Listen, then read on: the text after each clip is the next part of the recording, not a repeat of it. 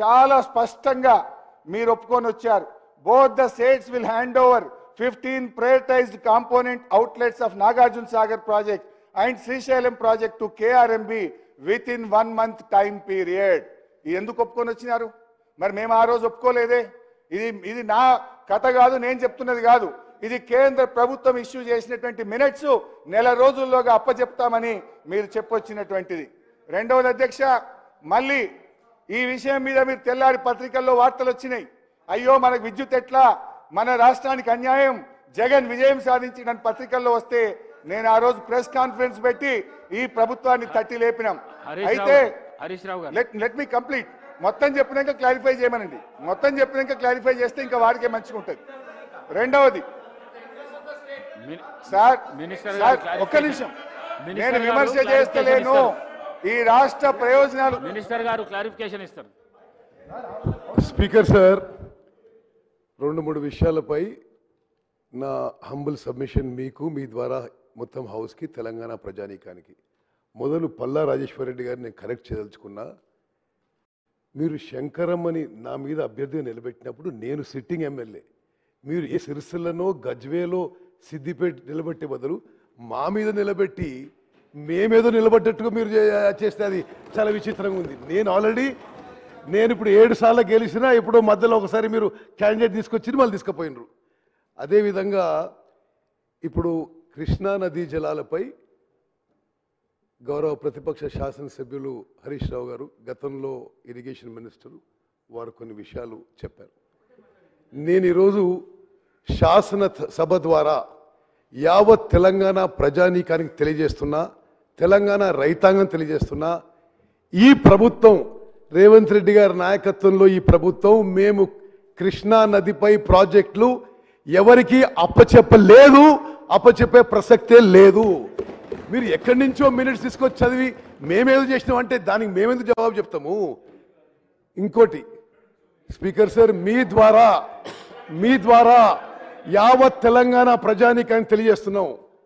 ఏమైనా తెలంగాణలో కృష్ణా నదీ జలాల విషయంలో తెలంగాణకి అన్యాయం జరిగిందంటే ఆనాటి టీఆర్ఎస్ ప్రభుత్వం వల్ల.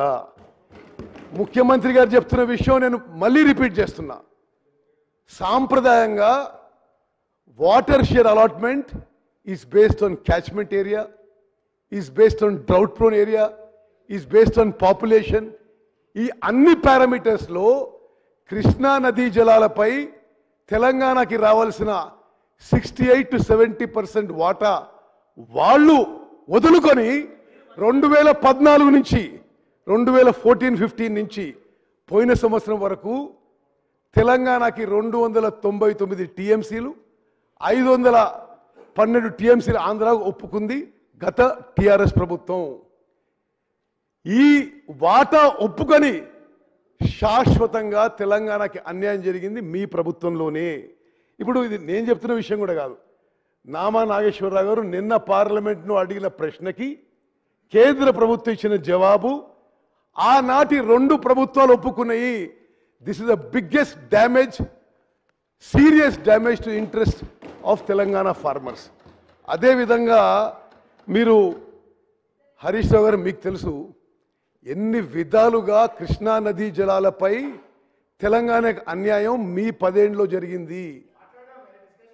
Definitely speaker sir, we should have a separate discussion on Krishna waters in this house. Now let me just summarize. వీరి హయాంలో కేసీఆర్ గారు ముఖ్యమంత్రి ఉండగా తెలంగాణ రాష్ట్రానికి అన్యాయం చేస్తూ ఆంధ్రప్రదేశ్ ప్రభుత్వం రాయలసీమ లిఫ్ట్ ఇరిగేషన్ స్కీమ్ కింద 8 TMC per day 8 TMC per day తీసుకుపోవడానికి వీళ్ళు అనుమతిచ్చిండ్రు. దాని తర్వాత కేసీఆర్ గారు, జగన్మోహన్ రెడ్డి గారు ఏకాంత చర్చలు జరిపినరా లేదా? అక్కడనే ఈ కుట్ర జరిగిందా లేదా?